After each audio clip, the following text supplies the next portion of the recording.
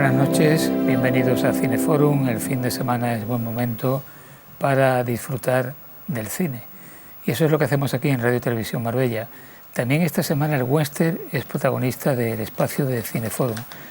El western o el spaghetti western, de nuevo, en una coproducción de España, Italia y Estados Unidos, con más participación de Estados Unidos de lo que era habitual, porque generalmente cuando se hace este tipo de coproducciones, el grueso de los intervinientes, del equipo artístico y técnico, eran de Italia y de España. En este caso, no. La verdad es que es un poco atípico este western.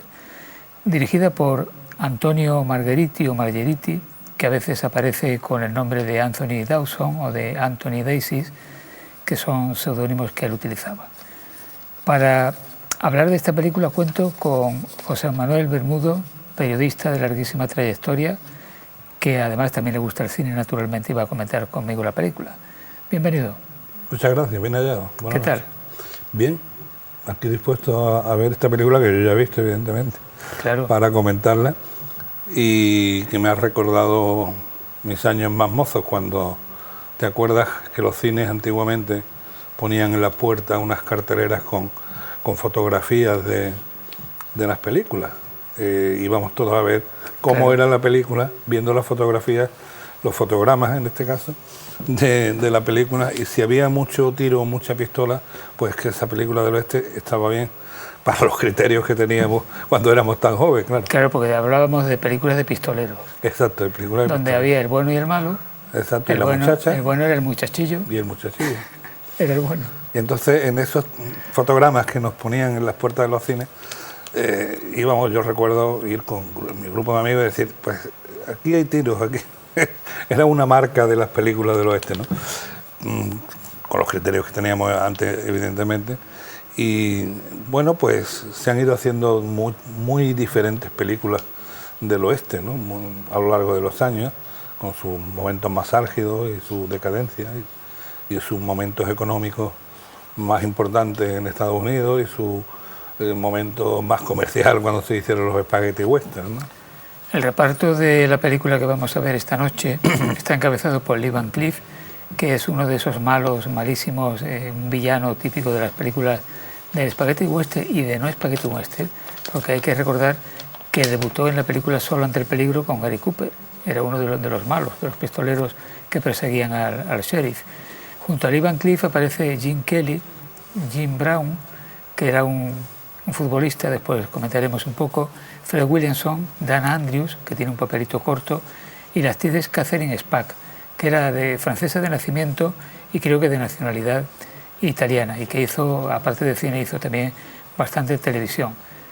Y uno de los actores que aparecía generalmente en los spaghetti westerns que se coproducían con España era Ricardo Palacios, que también está aquí. Sí, la película empieza con un fotograma típico de spaghetti western, un plano muy cercano, y de alguien también típico de spaghetti western, que es Lee Van Cleef, ¿no? Entonces, ahí ya te da una idea de cuando comienza la música de armónica, la cara de Lee Van Cleef, y Lee Van Cleef haciendo de Lee Van Cleef, porque después cuando ya lo ven moverse y tal, bueno, pues podía ser Solo ante el peligro, o podía ser, perdón, por un puñado de dólares, por ejemplo, o el bueno, el feo y el malo, ¿no? Y claro que en esa otra estaba otro tipo también de actores que protagonizaron la película. Sí, porque realmente Lee Van Cleef no tenía una cara dulce precisamente, no, y era bastante hierático, bastante inexpresivo. Sí, pero sin embargo, como suele ocurrir muchas veces este tipo de actores, después yo he leído algunas cosas sobre su estancia en Almería cuando rodaba las películas, y creo que tenía una amistad con el chofer, con alguna gente de producción, se iban a cenar juntos, era un tío de lo más amable, utilizaba el coche él llevando al chofer en vez del chofer a él al revés. Una cosa muy graciosa, ¿no? Cuando tú lo ves y dices, bueno, este tiene que ser un borde. En los rodajes, sin embargo, no es así, como ocurre también con otros actores al revés, que son muy graciosos y son muy simpáticos en la pantalla, y después al revés, ¿no? Pero la película empieza con Lee Van Cleef y ya te da esa idea, ¿no? Pero, bueno, después otros actores que aparecen inmediatamente después también te marcan que que yo creo que es una especie de híbrido entre las películas del oeste clásicas americanas y las películas del spaghetti western, que como esta hecha en 1975 ya iban un poco en la línea descendente, ¿no? Bueno, y es que además hay elementos típicos de las películas de artes marciales. Uh-huh. También aquí, claro, sí, porque claro, también. hay un actor Mezclan un poco también los negro, géneros. hay tres actores negros. Bueno, hay 2 negros y un indio. Sí, pero el indio también es negro, que pasa que hace de indio. Sí. Y los tres, en realidad, 2 de ellos son los protagonistas de la película, que no es Lee Van Cleef el protagonista, aunque su nombre le da empaque a la película, ¿no? Pero también podría ser Dan Andrews, que es un actor norteamericano de... Pero tiene un papelito corto aquí. Exacto, muy cortito. Lo matan pronto. Sí, yo creo que es algo así como el darle prestigio a la película con su nombre, habría que ver su contrato, algo así como hizo en Superman Marlon Brando, ¿no? Que era el actor que aparecía en los carteles como reclamo, pero en realidad salía 3 minutos. Sí, eso lo destacábamos cuando comentamos hace unas semanas Tentáculo. Uh-huh. Pues comentábamos que efectivamente muchas veces en esas coproducciones con Estados Unidos se ponía la estrella para el reclamo publicitario, pero lo mismo la estrella salía 4 minutos. Exactamente. Y pues aquí pasa lo mismo, ¿no? Con Dan Andrews y también otros actores americanos que son los que, bueno, participan en la película, pero que la trama y digamos la estructura, el recorrido es más bien de spaghetti western, ¿no? Y bueno, tiene una mezcla de todo también, porque por ejemplo la mayor parte está rodada en Canarias, ¿no? En Tenerife y en Gran Canaria también. Bueno, el Teide se ve, si el que haya visto postales de Canarias, sabe que es la típica postal de Tenerife, el Teide, y algunos roques, los llamados roques, que aparecen aquí claramente como claro, si fueran California, por ejemplo. Nosotros, como lo conocemos, esa geografía lo detestamos, pero quien no lo sepa, da el pego absolutamente. Absolutamente, porque es tierra negra, volcánica, la de Tenerife, desierta de otras especies, arbóreas y, bueno, pues sí, típico del oeste, pero claro, está el Teide allí, que no hay quien lo quite. Y bueno, pues tiene un poquito de todo, también tiene partes de Almería y los actores siguen la trama de un director un poco errático, ¿no? Un poco raro en sus trabajos, porque algunos de los trabajos más llamativos son de esos que se llaman La noche de los zombies y cosas así, fantásticas y de terror, que no pegan nada con este tipo de películas, pero... Es que no le hizo ascos a nada. Hizo cine bélico, cine de ciencia ficción, de terror, el género italiano que se llama giallo, eso lo hizo también, sí, de aventura, el spaghetti western. Sí, hizo un poco de todo, sí. Habría que ver si alguna vez hizo alguna obra maestra. No. Bueno, llegó a participar junto con otro director en Gengis Khan, ¿no? Que esa fue una superproducción. Sí. Sin embargo, quizás se le eche en falta una estructura, en esta película, por ejemplo, una estructura más sólida, que enlazar las diversas partes de la película, que tiene partes mejores y partes peores, pero que el enlace entre ellas, el engranaje, quizás no sea el más adecuado, ¿no? Bueno, tiene un guión que es de Eric Bercovici y de Jerold Lubbe, que bajo mi punto de vista o no se pusieron de acuerdo, cada uno iba por un sitio, o lo hicieron aparte, o lo hicieron cada uno su parte y lo unieron después, porque es deslavazado en muchas ocasiones, ¿no? Sí, hay momentos, ¿no?, que aunque las escenas estén bien rodadas y la fotografía sea buena y la música acompañe, sin embargo tú dices, bueno, ¿y esto cómo encaja aquí? ¿No? Está muy bien esta parte de la escena, esta parte de la película, pero en relación a todo lo demás, pues igual es una pequeña obra dentro de otra obra, ¿no? Que no encaja ahí. Tú has destacado la fotografía, es verdad que está bien la fotografía, que es de Riccardo Pallottini, pero además destaca que utilizan para la banda sonora, para la música, a Jerry Goldsmith, que es un gran compositor de banda sonora. Sí. Y yo creo que la banda sonora, aunque tuvo algunas críticas de que no era muy adecuada y tal, a mí me parece que la banda sonora no está mal del todo, y sobre todo para este tipo de películas. Yo creo que incluso más que para un spaghetti western, para un western americano, porque no suena a Ennio Morricone, no suena. No, es la clásica banda del western, que podía ser Raíces Profundas, por ejemplo, salvando la distancia de la música con Raíces Profundas. Los espectadores que estén atentos al transcurso de esta película observarán que hay un intento de cierta crítica social. Sí, más que de crítica social, yo creo que incluso una crítica racista, ¿no? Es decir, hay una escena en la que los dos protagonistas, digamos así, que son los dos actores, dos de los tres actores negros, le dice uno a otro, siempre igual, gente blanca disparándonos, ¿no? Entonces eso lo sitúas en cualquier momento, por ejemplo en Estados Unidos actualmente, y bueno, y es una auténtica crítica con algunas cosas que pasan, ¿no? Y en más de una ocasión hace esa referencia leve, rápido, pero una referencia que diciendo nosotros somos en realidad marcando que ellos son los protagonistas de la película y que los blancos en este caso son los que van contra ellos, que en realidad ellos dirían, nosotros somos los buenos y los malos en este caso son los blancos, ¿no? Con Jim Brown se da algo muy frecuente en Estados Unidos, en el cine y en la música, que son que antiguos jugadores de fútbol americano sí. o de béisbol terminan siendo actores o cantantes. Eso ha sido muy frecuente y sí. concretamente este Jim Brown en algunos lugares aparece como el mejor jugador de fútbol americano de la historia y en otras ocasiones en una lista que hacen de 100 ocupa el lugar número 2. Sí, en el otro actor que estoy mirando también... Jim Kelly, sí. No, el Jim Kelly que hace de indio, me parece... Fred Williamson. Fred Williams, este también fue jugador, también.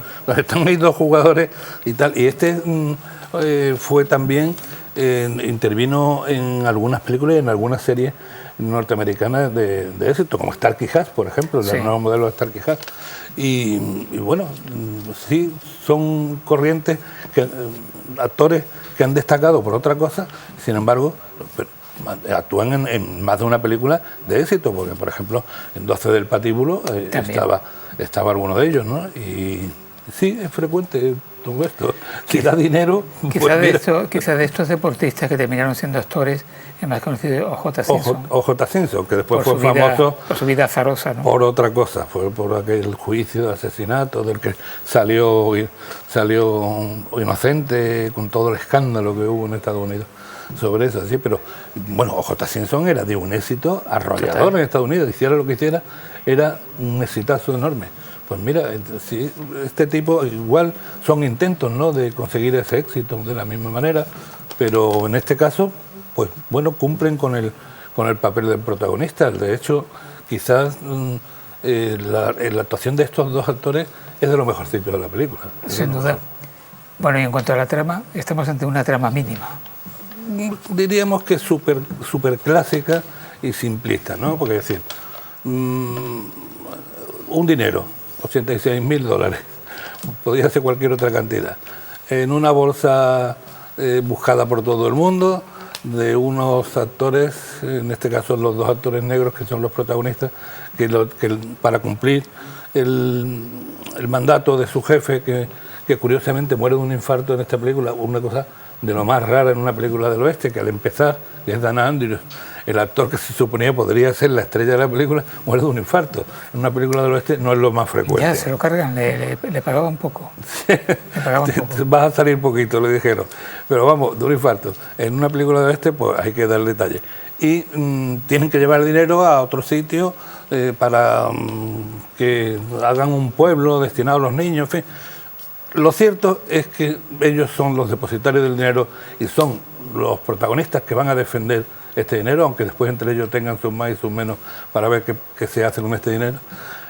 Y todo el mundo, otra curiosidad, todo el mundo, pasen por donde pase, saben que llevan ese dinero, que son negros y que van a un determinado sitio. Cuando yo le digo a los espectadores que se fijen bien, a ver si consiguen saber cómo algunos de los grupos que persiguen a estos protagonistas llegan a saber por qué tenían este dinero y a dónde iban, ¿no? Son curiosidades que se pueden, vamos, que no le quita, no desvelan nada de la trama, pero sí que son curiosidades que te preguntan, bueno, ¿cómo todo el oeste sabía que llevaban este dinero y sí, los persiguen y además se van librando, ¿no? Lo que tú decías al comienzo, esta es una época ya, 1975, en que el spaghetti western está de capa caída, está un poco en retirada. Estos son los últimos coletazos, ya no tiene la atracción en taquilla que tenía anteriormente. Efectivamente, es la parte final ya en la que se han llegado a hacer después películas del oeste, pero volviendo a la calidad de algunas películas que hizo Clint Eastwood, por ejemplo. Una cierta solidez de las pocas que se hicieron, que además fueron premiadas, incluso consiguieron Oscar, pero ya este tipo de spaghetti western sí iba un poco en decadencia, ¿no? Y lo cierto es que le dio trabajo a mucha gente el spaghetti western, porque en Italia y en España todos los equipos de producción y todos los equipos que de cámara para atrás hacían las películas, pues eran contrataciones y eran dinero, y los exteriores de España, que vamos a decir, ¿no? Claro. Almería era un clásico, pero además otros escenarios, ¿no? La Sierra de Madrid también, o incluso cuando se hizo la película El bueno, el feo y el malo, o por un puñado de dólares, en Burgos se hizo un cementerio especialmente para esto, es decir, en varias partes de España, ¿no? Pero sí era ya un poco la decadencia, pero para los muy aficionados a las películas del oeste, a las películas de tiros, como tú decías antes, efectivamente, pues esta película sí cumple con esa formalidad, ¿no? Porque hay diferentes etapas en las que efectivamente, pues, si el que quiere ver tiros los va a ver, ¿no? Realmente Lee Van Cleef llega al estrellato gracias a Sergio Leone, que lo llamó para hacer Por un puñado de dólares, que era un papel que le había ofrecido a Lee Marvin, y Lee Marvin dijo que él no hacía ese papel. Fue la gran suerte de Lee Van Cleef, que en ese momento estaba un poco apartado del cine, había empezado en papeles secundarios de la serie B, estaba un poco apartado del cine, se dedicaba a pintar, vivía de su pintura en Nueva York. Le ofrecieron venir a España a rodar y dijo que, hombre, que estaba pendiente de cobrar un cuadro, que me parece que le iban a pagar 100 euros o algo así. Como se iba a venir a España y iba a perder 100 euros. Claro, Sergio Leone le dijo, pero es que te voy a pagar 50.000 euros. Perdió el cuadro. ¿Dónde hay que firmar?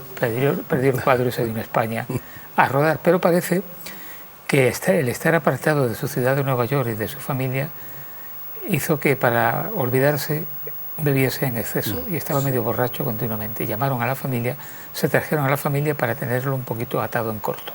Curioso. Sí, de hecho, en esta película se ve un poco ya la decadencia física también de Lee Van Cleef.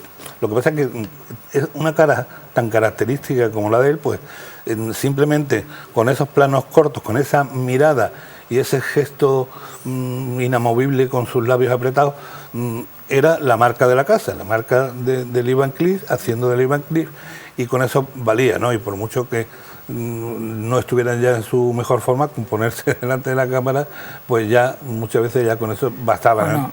Pero efectivamente se le nota el deterioro físico, igual que se nota que estamos en los años 75 ya y que se cuida la estética un poquito menos, la estética de los personajes, de los propios personajes, y la vestimenta, el pelo, tal, todas esas cosas se notan un poquito. Pero efectivamente Lee Van Cleef estaba en esa decadencia a consecuencia de sus problemas con el alcohol y bueno, a raíz de esta película de Por un puñado de dólares, a continuación llegó a rodar 18 western, de spaghetti western, 18. Y siguió rodando con temática del oeste, pero para la televisión, para alguna serie de televisión. Que también fue muy frecuente en algunos actores que pasaron a la televisión. Pues efectivamente, yo creo que es que Lee Van Cleef estaba ahí ya, tenía cama en el estudio, ¿no? Permanente, ahora le toca a Lee Van Cleef. Era un estilo de hacer unas cosas solo con su propia imagen, ¿no? Yo creo que los directores que dirigían a Lee Van Cleef pocas cosas tenían que decirle, ¿no?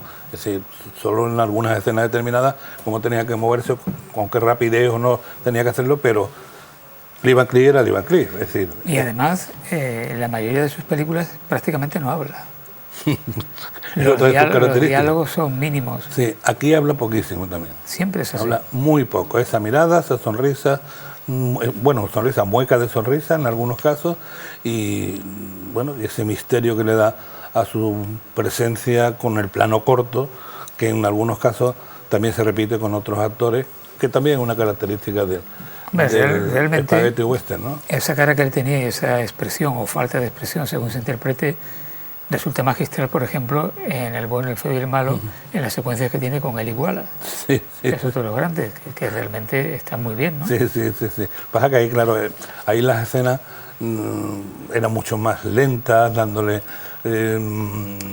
como una cadencia más misteriosa. Estamos hablando de Sergio Leone. Sergio Leone era Sergio Leone, claro, era un poco más exagerado en este aspecto en estas escenas, pero sí, ahí quedó Lee Van Cleef para siempre, ¿no? Pues aquí está como la marca, pero tú lo ves y vas a decir, bueno, el protagonista es Lee Van Cleef. Pues no, el protagonista en realidad no es Lee Van Cleef, que muchas veces, como transcurre la película, te preguntas, ¿y cuándo sale Lee Van Cleef otra vez? Y de pronto aparece, no se sabe muy bien por dónde ha venido, pero ahí está, ¿no?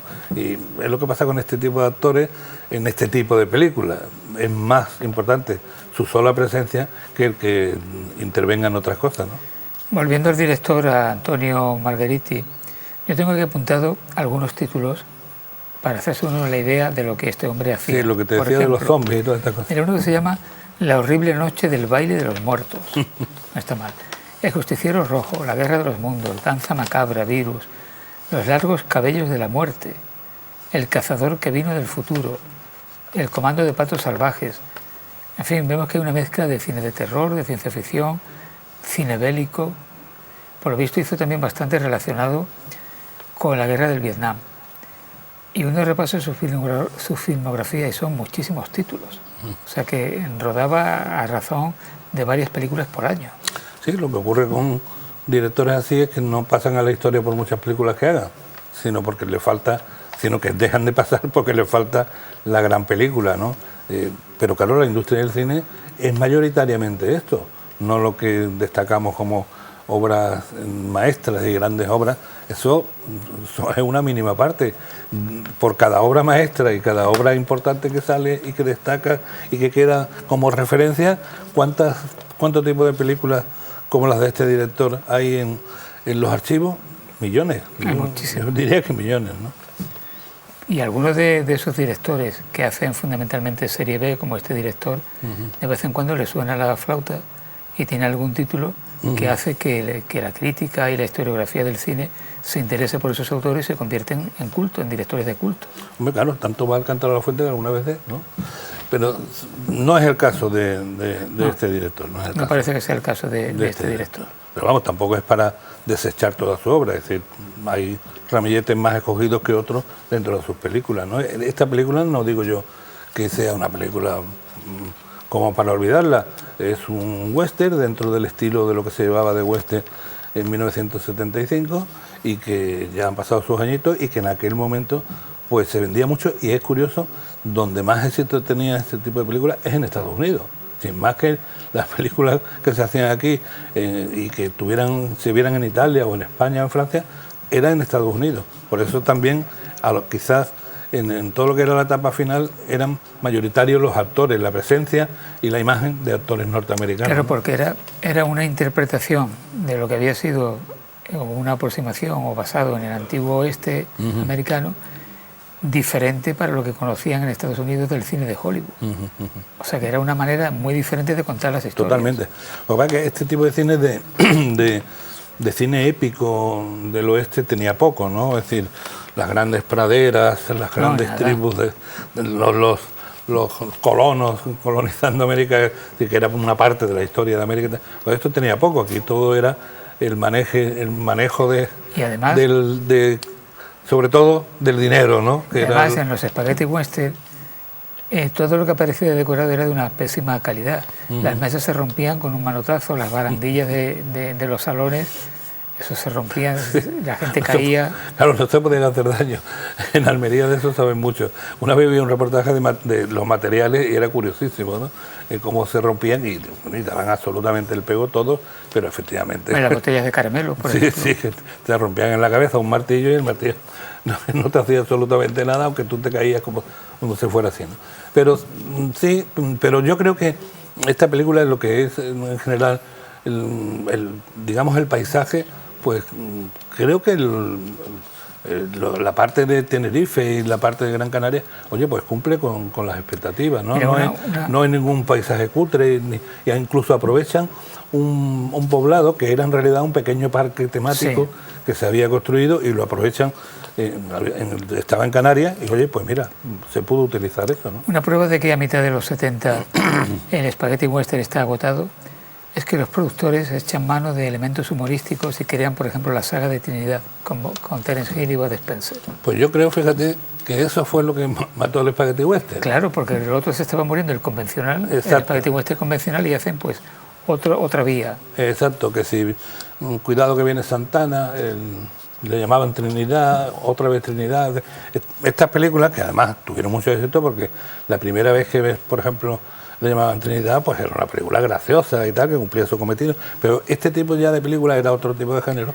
Además, y esto se cargó, ya le dio la puntilla al Spaghetti Western. Había una serie del Spaghetti Western donde el actor fundamental era un actor de origen alemán, rubio, se llama Peter Lee Lawrence, que generalmente hacía películas con Cristina Galvó, que intervenía también en estas producciones.